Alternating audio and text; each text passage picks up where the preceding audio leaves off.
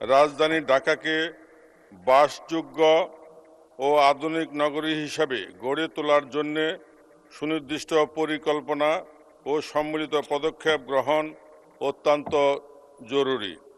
এই উপলব্ধি থেকে মাননীয় প্রধানমন্ত্রী শপথ নেওয়ার পরপরই জনগণকে স্বস্তি দেওয়ার প্রচেষ্টায় অব্যাহত রেখেছেন। রাজধানী ঢাকা নাগরিক সমস্যার সমাধানের জন্য বিভিন্ন পদক্ষেপ গ্রহণ করেছেন।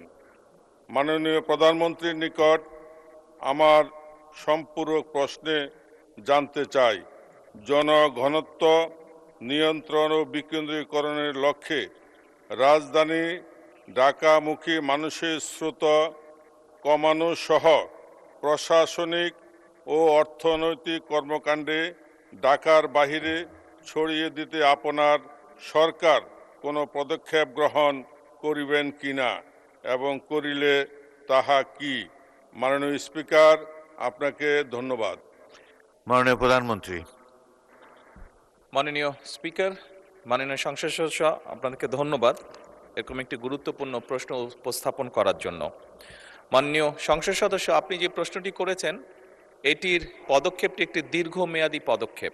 আনফর্চুনেটলি যেভাবেই হোক আমরা খেয়াল করেছি যে মানুষের সুযোগ সুবিধা, সেটি চাকরি বাকরির ক্ষেত্রে হোক, চিকিৎসার ক্ষেত্রে হোক, পড়ালেখার ক্ষেত্রে হোক, বাচ্চাদের সব কিছুই ঢাকা কেন্দ্রিক গড়ে উঠেছে এবং একদিন দুই দিক না, এটি বহু বছর ধরে গড়ে উঠেছে।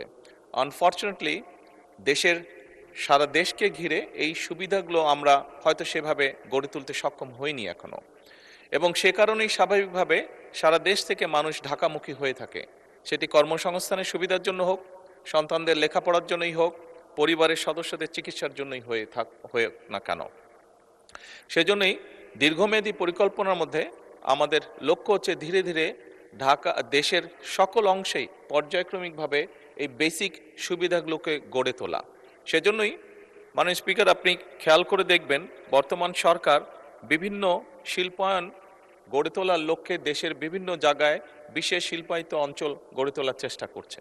একই সাথে আমরা চেষ্টা করছি দেশের বিভিন্ন জায়গায় চিকিৎসা সেবাও গড়ে তুলতে এবং দেশের বিভিন্ন জায়গায় আমাদের আগামী ভবিষ্যৎ প্রজন্মদের লেখাপড়ার জন্য ধীরে ধীরে ভালো শিক্ষা প্রতিষ্ঠান গড়ে তোলার জন্য। আমরা মনে করি এই সুবিধাগুলো যদি আমরা গড়ে তুলতে পারি তাহলে মানুষ কম উৎসাহিত হবে ঢাকা শহরে আসার জন্য, এবং এর মাধ্যমেই আমরা ধীরে ধীরে ঢাকার উপরে চাপ কমাতে সক্ষম হব বলে আমরা মনে করি। মাননীয় স্পিকার, ধন্যবাদ।